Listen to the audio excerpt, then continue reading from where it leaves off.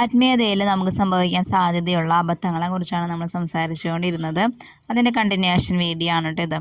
ഇതിലാദ്യത്തെ point എന്ന് പറയുന്നത്, നമുക്ക് ഒരു ആത്മീയ അനുഭവം ഉണ്ടായി കഴിയുമ്പോൾ ആ ആത്മീയ അനുഭവത്തിൽ നിന്നും പുറത്ത് കടക്കാൻ നമുക്ക് പറ്റാത്ത ഒരവസ്ഥയുണ്ട്. അതായത് നമ്മൾ ഇപ്പോൾ ഒരു സ്ഥലത്തേക്ക് ദൈവം നമ്മളെ അയച്ചെന്ന് കരുതുക, അല്ലെങ്കിൽ ഒരു വ്യക്തിയുമായിട്ട് ദൈവം നമ്മളെ കണക്ട് ചെയ്തെന്ന് കരുതുക, അല്ലെങ്കിൽ ഏതെങ്കിലും ഒരു കാര്യത്തിൽ, ഏതെങ്കിലും ഒരു വിഷയത്തിൽ നമ്മളൊരു സ്ഥലത്തേക്ക് അയച്ചു, അല്ലെങ്കിൽ ഒരു വ്യക്തിയുമായിട്ട് കണക്റ്റഡായി, അങ്ങനെ എന്തെങ്കിലുമൊക്കെ സംഭവിക്കുമ്പോൾ ആ അനുഭവം നമുക്ക് കുറച്ച് സമയത്തേക്ക് മാത്രമായിരിക്കും തരുന്നത്. കുറച്ച് സമയത്തേക്ക് മാത്രമാണ് അതുണ്ടാകുന്നത്. അത് പക്ഷേ കഴിഞ്ഞ് കഴിയുമ്പോൾ ആ അനുഭവം തീർന്നു പോകും. അങ്ങനെ പക്ഷേ ആ അനുഭവം തീർന്നു പോയാലും നമുക്കിപ്പോൾ ഒരു സ്ഥലത്തോട്ട് അയച്ചു, നമ്മളവിടെ ഒരു വർഷം വർക്ക് ചെയ്ത് കഴിയുമ്പോൾ, അല്ലെങ്കിൽ നമ്മളവിടെ താമസിച്ച് കഴിയുമ്പോൾ നമുക്ക് ആ സ്ഥലത്തോടൊരു ബന്ധം ഉണ്ടാവും. പെട്ടെന്ന് അവിടെ നിന്ന് പോകാൻ പറയുമ്പോൾ നമുക്കൊരു വിഷമം ഉണ്ടായെന്ന് വരാം. അപ്പോൾ നമുക്കതിൽ നിന്ന് അത് അക്സെപ്റ്റ് ചെയ്യാൻ പറ്റാതെയും നമുക്കൊരു മെൻ്റൽ സ്ട്രഗിൾ, ഒരു ആന്തരികമായൊരു സംഘർഷം നമുക്കുണ്ടായെന്ന് വരാം. അതിനെയാണ് ഇങ്ങനെ പുറത്ത് കിടക്കാൻ പറ്റാതെ ആ അനുഭവത്തിൽ കുടുങ്ങി പോകുന്ന ഒരവസ്ഥയായിട്ട് നമ്മൾ പറയുന്നത് കേട്ടോ. ഇത് ചിലപ്പോൾ ചില വ്യക്തികളുമായി കണക്ട് ചെയ്ത് സംഭവിക്കും. അത് കുറച്ച് സംഘർഷങ്ങൾ ഉണ്ടാക്കുന്നതാണ്. കാരണം വ്യക്തികളുമായി നമുക്ക് ഒരു ബന്ധത്തിലേക്ക് പോയി കഴിയുമ്പോൾ നമ്മൾ ഒരു ഇമോഷണൽ തലത്തിൽ, അല്ലെങ്കിൽ നമ്മളൊരു വൈകാരികമായ ഒരടുപ്പം, നമ്മുടെ തന്നെ ആരോ ആണെന്നൊക്കെയുള്ളൊരു തോന്നൽ, അതൊരു ആത്മീയ അനുഭവമാണെന്ന് മറന്ന് പോയിട്ട് നമ്മൾ മാനസിക തലത്തിൽ ആ വ്യക്തിയെ സ്നേഹിക്കാൻ, ഇഷ്ടപ്പെടാനൊക്കെ തുടങ്ങുന്നു. അപ്പോൾ കുറച്ച് നാൾ കഴിയുമ്പോൾ ചിലപ്പോൾ ആ വ്യക്തി പിരിയേണ്ടി വരും, അല്ലെങ്കിൽ ആ സൗഹൃദം ഉപേക്ഷിക്കേണ്ടി വരും. അങ്ങനെയൊക്കെ വരുമ്പോൾ നമുക്ക് ബുദ്ധിമുട്ട് അനുഭവിക്കുന്നു. ഇനി ഇത് ഏറ്റവും കൂടുതൽ സ്ട്രഗിൾ ഉണ്ടാവാൻ സാധ്യത, നമ്മൾ ഓൾറെഡി ബലഹീനരായിരിക്കും. അതായത് നമുക്ക് ആന്തരിക മുറിവിൻ്റെ മേഖലയോ നമുക്ക് ലഭിക്കാതെ പോയ സ്നേഹത്തിൻ്റെ മേഖലയോ ഒക്കെ ഉണ്ടാവും. അപ്പോൾ അങ്ങനെയുള്ളപ്പോൾ ഒരനുഭവം ഉണ്ടാവുകയും ആ അനുഭവത്തിന് നമുക്ക് മറികടക്കാൻ സാധിക്കാതിരിക്കുകയും ചെയ്ത് നമ്മുടെ മനസ്സ് ആ ഒരു അനുഭവത്തിൽ കുടുങ്ങി പോകുന്ന ഒരവസ്ഥയുണ്ട്. അതൊരു ആന്തരികമായ സംഘർഷത്തിൻ്റെ മേഖലയാണ്. അതാണ് നമ്മൾ ശ്രദ്ധിക്കേണ്ടത്. ആത്മീയ അനുഭവങ്ങൾ ദൈവം ചിലപ്പോൾ നമുക്ക് സമ്മാനിക്കും. നമ്മൾ ഒരുപാട് അന്വേഷിച്ച് നടന്നാൽ ചിലതൊക്കെ ദൈവം നമുക്ക് തരും. പക്ഷെ അത് ദൈവം തരുന്ന ഒരു സമയത്തേക്ക് മാത്രമാണ്, അതിനപ്പുറത്തേക്കല്ല. ഇവിടെ നമ്മുടെ മാനുഷികത പരീക്ഷിക്കപ്പെടും. അതാണ് നമ്മൾ ശ്രദ്ധിക്കേണ്ട ഒരു കാര്യം കേട്ടോ.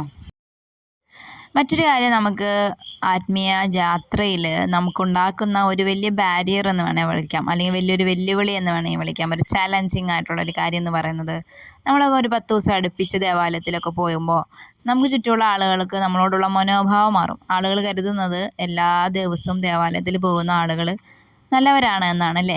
പക്ഷെ എല്ലാ പ്രാർത്ഥനയും ചൊല്ലുകയും ഹൃദയത്തിൽ ദൈവമായിട്ടൊരു ബന്ധം ഇല്ലാതിരിക്കുകയും ചെയ്യുന്ന മനുഷ്യരുണ്ട്. പക്ഷേ സാധാരണക്കാരങ്ങനെയൊന്നും ചിന്തിക്കില്ല. കുറച്ച് ആത്മീയ വിഷയത്തോടൊക്കെ താല്പര്യം കാണിക്കുമ്പോൾ അവർ നമ്മളെ ബഹുമാനിക്കാൻ തുടങ്ങും. അവർ നമ്മൾ നല്ലവരാണെന്നൊക്കെ ചിന്തിക്കാൻ തുടങ്ങും. അപ്പോൾ നമുക്ക് ദൈവനാമത്തിൽ ഒരു സേഫ്റ്റി നമുക്ക് ലഭിക്കും. ദൈവനാമത്തിൽ നമുക്കൊരു ഷെൽട്ടർ ലഭിക്കും. ദൈവത്തിൻ്റെ പേരിൽ നമ്മൾ ആദരിക്കപ്പെടാൻ തുടങ്ങും. അപ്പോൾ ഇങ്ങനത്തെ കാര്യങ്ങൾ ഉണ്ടാകുമ്പോൾ, ഇപ്പോൾ ഞാൻ ഉദാഹരണം പറഞ്ഞാൽ, എന്നെ നിങ്ങൾ വീഡിയോസ് ചെയ്യുന്നു, എന്നെ കാണുന്നു, അപ്പോൾ നിങ്ങൾക്ക് എന്നോട് ഒരു ആദരവ് തോന്നുകയാണ്. അത് എൻ്റെ കഴിവല്ല, അതെൻ്റെ ഉള്ളിലുള്ള ദൈവത്തിൻ്റെ കരുണയാണ്.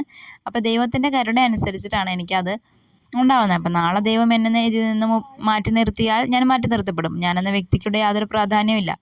പക്ഷേ ഞാനെന്ന വ്യക്തി ഈ ദൈവനാമത്തിൽ ലഭിക്കുന്ന ആദരവും ബഹുമാനവും ഒക്കെ ആസ്വദിക്കാൻ തുടങ്ങുമ്പോൾ, അങ്ങനെ തുടങ്ങിയാൽ കുഴപ്പമാണ്. അപ്പോൾ നമ്മളൊരു സ്പിരിച്വൽ പ്രൈഡ് ഉണ്ടാവും. അതായത് സാധാരണ ജനം 2ാം തട്ടിലും എന്നെപ്പോലെ തിരഞ്ഞെടുക്കപ്പെട്ട മനുഷ്യർ മുകൾ തട്ടിലും എന്നൊരു ചിന്ത നമുക്ക് ഉണ്ടാകാൻ തുടങ്ങും. പതുക്കെ പതുക്കെ ദൈവനാമത്തിൽ നമുക്ക് ലഭിക്കുന്ന ഈ ബഹുമാനവും ആദരവും ഒക്കെ നമ്മൾ ആസ്വദിക്കാൻ തുടങ്ങും. അത് നമ്മൾ സെൽഫായിട്ടുള്ള ഒരു തരം അഹങ്കാരത്തിലേക്കും അവനവനെ കുറിച്ചുള്ള ഒരു വലിയ ധാരണയിലേക്കൊക്കെ എത്തുന്നതിന് നമ്മളെ വഴി തെറ്റിക്കും. അതൊരു വലിയ വെല്ലുവിളിയാണ്. അത് ഏതൊരു ആത്മീയ മനുഷ്യനും ഉണ്ടാകും ഈ ഒരു പരീക്ഷണം. ആത്മീയ അഹങ്കാരം എന്നത് ഒരു വലിയ ടോപ്പിക്കാണ്. അതങ്ങനെ പെട്ടെന്ന് പറഞ്ഞു തീർക്കാവുന്നതല്ല. പല കാരണങ്ങൾ കൊണ്ട് പല ചിന്തകൾ നമ്മുടെ തലയിലൂടെ വരും ഈ ആത്മീയ അഹങ്കാരത്തിൻ്റെ മേഖലയിൽ. നമുക്കതിന് പിന്നീട് ഒരു വലിയ വീഡിയോ ആയിട്ട് ചെയ്യാം. അപ്പോൾ ശ്രദ്ധിക്കേണ്ട ഒരു കാര്യം, നമുക്ക് ആത്മീയ അഹങ്കാരം ഉണ്ടാവാതിരിക്കുക. നമ്മളെ മറ്റുള്ളവർ ദൈവനാമത്തിൻ്റെ പേരിൽ, ദൈവത്തിൻ്റെ പേരിലൊക്കെ ബഹുമാനിക്കുമ്പോൾ നമ്മൾ മനസ്സിലാക്കണം, നമ്മുടെ ഉള്ളിൽ നമുക്കൊരു ശൂന്യതയുണ്ട്. ദൈവത്തിന് നമ്മളോട് കരുണ കാണിച്ചത് കൊണ്ടാണ് നമ്മൾ ഈ പൊസിഷനിലൊക്കെ എത്തി നിൽക്കുന്നത്. നാളെ വേണമെങ്കിൽ ദൈവകരം നമ്മുടെ തലയിൽ നിന്ന് പോയാൽ നമുക്കെല്ലാം നഷ്ടമാകും. അഹങ്കാരം ദൈവത്തിൽ നിന്ന് നമ്മൾ അകറ്റും എന്നൊക്കെ ചിന്തിച്ച് നമ്മൾ അതിൽ നിന്ന് പുറത്ത് കിടക്കേണ്ടതുണ്ട്. അടുത്ത ശക്തമായ പ്രലോഭനം നമുക്കുണ്ടാകാൻ സാധ്യതയുള്ളത്, വായിൽ നിന്ന് മാത്രം ദൈവത്തെക്കുറിച്ച് പറയുകയും സ്തുതിക്കുകയൊക്കെ ചെയ്യുക. ഹൃദയത്തിൽ നിന്ന് ദൈവമായിട്ടൊരു ബന്ധം നിലനിർത്താതിരിക്കുക. പെട്ടെന്ന് നിങ്ങൾ ഒരു ആത്മീയമായ കൂട്ടായ്മയിലേക്ക് കടന്നുകൊണ്ട് നിങ്ങൾ ഒത്തിരി സ്തുതിക്കുന്നുണ്ട്, നിങ്ങൾ ഒത്തിരി ഹല്ലേലൂയ പറയുന്നുണ്ട്, നിങ്ങൾ ജപമാലകൾ ഒരുപാട് ചൊല്ലുന്നുണ്ട്. ഇതൊക്കെ എന്തോ ഒരു എക്സസൈസ് ചെയ്യുന്ന പോലെ നിങ്ങളിങ്ങനെ ചെയ്തുകൊണ്ടേയിരിക്കുന്നു. നിങ്ങളുടെ ഹൃദയത്തിൽ നിന്നല്ല ഇത് വരുന്നത്.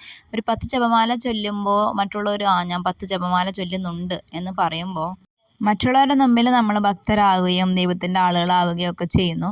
നമ്മുടെ ഭക്തി കണ്ട് നമുക്ക് ആളുകൾ റെസ്പെക്റ്റൊക്കെ തരാൻ തുടങ്ങുന്നു. പക്ഷെ നമ്മുടെ ഉള്ളിൻ്റെ ഉള്ളിൽ നമ്മൾ ഒരു ഹൃദയബന്ധമില്ല.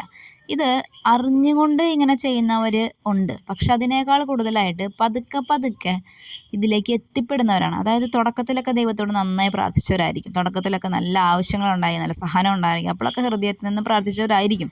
പക്ഷേ കുറച്ച് കഴിയുമ്പോൾ അനുഗ്രഹങ്ങളൊക്കെ കിട്ടിക്കഴിയുമ്പോൾ അല്ലെങ്കിൽ പതുക്കെ പതുക്കെ ഒരേ കാര്യം തന്നെ നമ്മൾ റിപ്പീറ്റ് ചെയ്ത് ചെയ്യുമ്പോൾ ഉണ്ടാകുന്ന ഒരു വിരസതയുണ്ടല്ലോ, അതുപോലെ നമുക്ക് ഒരു പുതുമയില്ലാത്ത അവസ്ഥ. നമ്മൾ പിന്നെയും പിന്നെയും അതിനെ എല്ലാ ദിവസവും ചെയ്യുന്നു, ഇന്നും ചെയ്യുന്നു, അങ്ങനെ ഒരു തരത്തിൽ ചെയ്യുന്നു. എല്ലാ ദിവസവും ഒരു പുതിയ ആത്മീയ ഉണർവ് നമുക്കുണ്ടാവണം. അത് നമ്മൾ ദൈവത്തോട് ചോദിച്ച് വാങ്ങിക്കേണ്ട ഒന്നാണ്. അപ്പോൾ അതാണ് നമുക്ക് പിന്നെ ചിന്തിക്കേണ്ട ഒരു വിഷയം. ഹൃദയത്തിൽ നിന്ന് ഉയരാത്ത പ്രാർത്ഥനകൾക്ക് അർത്ഥമൊന്നുമില്ല. അതിപ്പോൾ നിങ്ങൾ ഒരുപാട് സ്വരം ഉയർത്തി പ്രാർത്ഥിക്കണമെന്നല്ല പറയുന്നത്. പക്ഷേ നിങ്ങളൊരു നിശബ്ദമായ ദൈവത്തോട് ഇരുന്നാലും ഒരു പ്രാർത്ഥന തന്നെയാണ്. ഓരോരുത്തർക്കും ഓരോ പ്രാർത്ഥനാ രീതികളുണ്ട്. എങ്കിൽ തന്നെയും നമ്മൾ ഏത് പ്രാർത്ഥന ചൊല്ലിയാലും അത് ഒച്ചത്തിലുള്ള പ്രാർത്ഥനയാണെങ്കിലും അല്ലെങ്കിലും ആ പ്രാർത്ഥനയ്ക്ക് ഒരു സത്യം ഉണ്ടായിരിക്കണം, അത് സത്യസന്ധമായിരിക്കണം. അതാണ് നമ്മൾ ശ്രദ്ധിക്കേണ്ട മറ്റൊരു കാര്യം കേട്ടോ. അവസാനമായിട്ട് നമ്മൾ ചിന്തിക്കുന്ന വിഷയം, ആത്മീയതയിൽ മിസ്റ്റിക്കായിട്ടുള്ള എക്സ്പീരിയൻസസുകൾ ഉണ്ടാകും. അതായത് നമുക്ക് ദർശനങ്ങളുണ്ടാകും, വിഷൻസ് ഉണ്ടാകും, 3 മണിക്ക് എഴുന്നേൽക്കുന്ന അനുഭവങ്ങളുണ്ടാകും, നമുക്ക് ഒത്തിരി ആത്മീയ അനുഭവങ്ങളുണ്ടാകും. പക്ഷേ അമിതമായി ഇതിലേക്ക് നമ്മൾ പോവരുത്. ദൈവം അനുവദിക്കുന്ന അത്ര പോകാം. അത് നിങ്ങളുടെ വിളിയും ജീവിത രീതികളുമൊക്കെ വെച്ച് കണക്ട് ചെയ്തിട്ടാണ്. അതായത് നിങ്ങളൊരു സാധാരണ കുടുംബജീവിതം നയിക്കുന്ന ഒരാളാണെങ്കിൽ, സാധാരണ സമൂഹത്തിൽ ജീവിക്കുന്ന ഒരാളാണെങ്കിൽ നിങ്ങൾക്ക് ഒരുപാട് മിസ്റ്റിക് എക്സ്പീരിയൻസുകൾ ഉണ്ടാകുന്നു എന്നതിൻ്റെ പുറകെ നിങ്ങൾ ഒരുപാട് പോയാൽ അതൊരു പക്ഷേ നിങ്ങൾക്ക് ചുറ്റുമുള്ള മനുഷ്യർക്ക് അസ്വസ്ഥത ഉണ്ടാക്കും. നിങ്ങൾ മാനസിക രോഗിയാണെന്ന് പറഞ്ഞെന്ന് വരാം. നിങ്ങൾക്ക് ഉണ്ടാകുന്ന അനുഭവങ്ങളെല്ലാം അവർ സംശയത്തോടെ നിങ്ങളൊരു ഒരു ഒരു ചോദ്യചിഹ്നമായി മാറും. പക്ഷേ ദൈവം തരുന്ന അനുഭവങ്ങളെ നമ്മൾ സ്വീകരിക്കണം. അതിനെക്കുറിച്ച് നിങ്ങൾ സംസാരിക്കാൻ ദൈവം ഇടം തരുന്ന സമയങ്ങളിൽ മാത്രം സംസാരിക്കണം.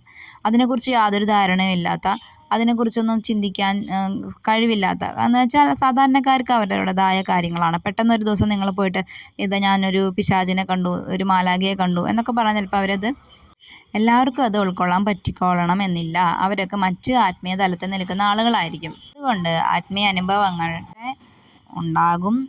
പക്ഷേ അതിന് നിങ്ങൾ അമിതമായ ഒരു ഇമ്പോർട്ടൻസ് കൊടുക്കരുത്. അതവിടെ സംഭവിച്ചുകൊണ്ടിരിക്കും. ഇപ്പോൾ ഞാൻ നടന്നു പോകുന്നു, എനിക്കൊരു വിഷൻ ഉണ്ടാകുന്നു, അതെൻ്റെ മനസ്സിൽ സൂക്ഷിക്കുക. ഇനി ആ വിഷനുമായി ബന്ധപ്പെട്ട് ഞാൻ എവിടെയെങ്കിലും സംസാരിക്കാൻ ദൈവം തന്നെ ഒരു അവസരം തരുവാണെങ്കിൽ അവിടെ സംസാരിക്കുക. അല്ലെങ്കിൽ അതെൻ്റെ ഹൃദയത്തിൽ സൂക്ഷിക്കണം. അത് പ്രാവർത്തികമാകുന്നത് വരെ ഞാൻ എൻ്റെ ഹൃദയത്തിൽ സൂക്ഷിക്കണം. അത് ഇവരോടൊക്കെ പറഞ്ഞു കഴിഞ്ഞാൽ നിങ്ങൾക്കൊരു മാനസികാസ്വസ്ഥത ഉണ്ടെന്ന് വിചാരിക്കും. അതേസമയം ഇത്തരം മിസ്റ്റിക് എക്സ്പീരിയൻസുകൾ സന്യാസ ജീവിതം നയിക്കുന്ന വ്യക്തികൾക്കാണ് ഉണ്ടാകുന്നതെങ്കിൽ അതിൻ്റെ റിസൾട്ട് മറ്റൊന്നാണ്. അതിന് വലിയൊരു ഉദാഹരണമാണ് ഫൗസ്റ്റീന പുണ്യവതി. സ്ട്രഗിൾ ഉണ്ടാവില്ല എന്നല്ല, നിങ്ങൾക്കുണ്ടാകുന്ന മിസ്റ്റിക് എക്സ്പീരിയൻസുകൾ നിങ്ങളുടെ കൂടെയുള്ള എല്ലാ സന്യാസിമാർക്കും ഒരുപോലെ തന്നെ മനസ്സിലായിക്കൊള്ളണം എന്നൊന്നും നമുക്ക് വാശി പിടിക്കാൻ പറ്റില്ല. പക്ഷേ നിങ്ങൾക്കൊരു സേഫ് പ്ലേസ് ഉണ്ട്. ഇത്തരം കാര്യങ്ങളൊക്കെ സ്പിരിച്വാലിറ്റിയിൽ നടക്കും എന്ന് ഒരുപാട് മുൻ മാതൃകകൾ തന്നിട്ടുണ്ട് സഭയിൽ. അതുകൊണ്ട് നിങ്ങളൊരു ചോദ്യചിഹ്നമാവേണ്ട ആവശ്യമൊന്നുമില്ല. നിങ്ങൾക്ക് മാനസിക രോഗമാണെന്ന് വിശുദ്ധരെയും അങ്ങനെ പറഞ്ഞിട്ടുണ്ട്. അങ്ങനെ പറഞ്ഞാൽ തന്നെയും വിശുദ്ധർ അതൊക്കെ സഹിച്ചതുപോലെ നിങ്ങൾക്ക് സഹിക്കാൻ സാധിക്കും. പക്ഷെ അതൊരു കുടുംബജീവിതക്കാർക്കും അല്ലെങ്കിൽ സാധാരണ മനുഷ്യർക്കും ഉണ്ടാകുമ്പോൾ അവർക്കൊരു സേഫ് പ്ലേസ് ഇല്ല. അവർ സാധാരണ മനുഷ്യർക്കിടയിൽ നിൽക്കുന്നവരാണ്. സന്യാസം എന്ന് പറയുന്നതിൽ തന്നെ അതിൻ്റെയൊക്കെ ഒരു ഭാഗമാണ് ഇതൊക്കെ ആയതുകൊണ്ട് നിങ്ങൾക്ക് അവിടെ സ്വീകാര്യതയുണ്ട്. അപ്പോൾ അതിനെ നമുക്ക് സ്വീകരിക്കാം. അതേസമയം പൊതുവായി ഇത്തരം കാര്യങ്ങൾ ഉണ്ടാകുന്നവർക്കോ അല്ലെങ്കിൽ ഇത്തരം കാര്യങ്ങളെ വിശ്വസിക്കുന്നവരോടാണ് എനിക്ക് പറയാനുള്ളത്, നമുക്ക് ഈ വിഷയങ്ങളിലൊന്നും ഓവർ എക്സൈറ്റ്മെൻറ്റ് പാടില്ല. അതായത് അമിതമായി നമ്മളിതിനെയൊന്നും ഏറ്റെടുക്കാൻ പാടില്ല.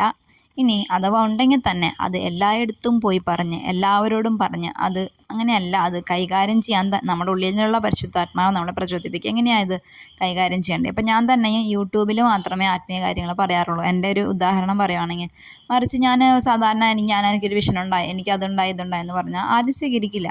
അപ്പോൾ അതിന് ദൈവമാണ് അത് തരുന്നതെങ്കിൽ ദൈവത്തിനൊരു ഉദ്ദേശം ഉണ്ടാവും. അപ്പോൾ അത് ഏറ്റെടുത്ത് ദൈവം പറയുന്ന പോലെ ചെയ്യാം. ഇനി മറ്റുള്ളവരുടെ മുമ്പിലൊരു കോമാളിയാക്കപ്പെടുന്ന ഒരവസ്ഥയാണ് ദൈവം നമുക്ക് സമ്മാനിക്കുന്നതെങ്കിൽ അത് സ്വീകരിച്ചിട്ടുണ്ട്, കുഴപ്പമില്ല. പക്ഷേ നിങ്ങളുടെ ചുറ്റുമുള്ള മനുഷ്യരുടെ ആത്മാവിലുള്ള അവസ്ഥകളെക്കുറിച്ചും അവരുടെ മനസ്സിൻ്റെ സാഹചര്യങ്ങളെക്കുറിച്ചുമൊക്കെ നമുക്ക് മനസ്സിലുണ്ടായിരിക്കണം. അപ്പോൾ ഇന്നത്തെ ചിന്ത ഇതൊക്കെയാണ്. ഞാൻ ജോലിക്ക് പോകുന്നത് കൊണ്ടും ഇത്തിരി ടയേർഡായിട്ടൊക്കെയാണ് വരിക. പക്ഷേ അതേസമയം എനിക്ക് നിങ്ങളോട് പറയാൻ ഒരുപാട് വിഷയങ്ങൾ കിട്ടുന്നുണ്ട്. അപ്പോൾ എനിക്ക് സംസാരിക്കാതിരിക്കാനും പറ്റുന്നില്ല. അപ്പോൾ പോരായ്മകളും കുറവുകളൊക്കെ ഉണ്ടാകും. എങ്കിലും ഈ 3 ചിന്തകൾ നിങ്ങളുടെ ഹൃദയത്തിൽ സൂക്ഷിക്കണം. നിങ്ങൾ അതിനെക്കുറിച്ച് ധ്യാനിക്കണം, ദൈവത്തോട് ചോദിക്കണം. ദൈവം നിങ്ങളെ അനുഗ്രഹിക്കട്ടെ. ആമേൻ.